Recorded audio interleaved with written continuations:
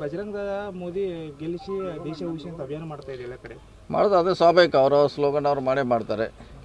ನಾವು ಸಂವಿಧಾನ ಉಳಿಸಿ ಕಾಂಗ್ರೆಸ್ ಗೆಲ್ಲಿಸಿ ಅಂತ ನಾವು ಹೇಳ್ತೀವಿ, ಅದೇನೋ ಸ್ವಾಭಾವಿಕ. ಅವ್ರು ಅದನ್ನು ಹೇಳ್ತಾರೆ, ನಾವು ಇದನ್ನು ಹೇಳ್ತೀವಿ. ಅವ್ರವ್ರ ಸ್ಲೋಗನ್ ಇದ್ದೇ ಇರೋದು ಚುನಾವಣೆ ಬಂದಾಗ, ಅದ್ರ ಬಗ್ಗೆ ಏನೂ ಹೇಳಲಿಕ್ಕಾಗಲ್ಲ. ಸರ್, ಈಗ ರಾಜ್ಯ ಬಿಜೆಪಿಯಲ್ಲಿ ಸಾಕಷ್ಟು ಭಿನ್ನ ಮತ ಇದೆ, ಅದು ಏನಾದರೂ ಪ್ಲಸ್ ಆಗುತ್ತೆ? ಯಾವುದ್ರೆ ರಾಜ್ಯ ಬಿಜೆಪಿಯಲ್ಲಿ ಸರ್ ಕಾಂಗ್ರೆಸ್ ಏನಾದರೂ ಪ್ಲಸ್ ಆಗುತ್ತೆ ಭಿನ್ನ ಮತ?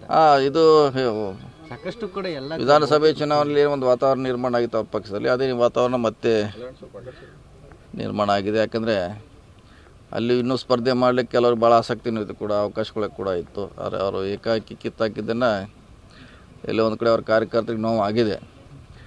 ಅವರು ಕೂಡ ಒಂದು ಪಕ್ಷ ಗಣನೆಗೆ ತೆಗೆದುಕೊಂಡಿಲ್ಲ. ಕಾರ್ಯಕರ್ತ ಯಾವುದೇ ಪಕ್ಷದಲ್ಲಿ ಕಾರ್ಯಕರ್ತರು ಕೂಡ ಅಷ್ಟೇ ಪ್ರಮುಖ ಪಾತ್ರ ವಹಿಸ್ತಾರೆ.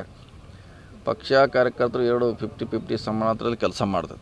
ಅಸಮಾಧಾನಿತರು ಏನಾದರೂ ತಮ್ಮ ಕಾಂಗ್ರೆಸ್ ಸಂಪರ್ಕದಲ್ಲಿ ಏನಾದರೂ ತಮ್ಮ ಗಮನಕ್ಕೆ? ಇಲ್ಲ, ಆ ಥರ ಯಾರು ಬರ್ತಾ ಇಲ್ಲ.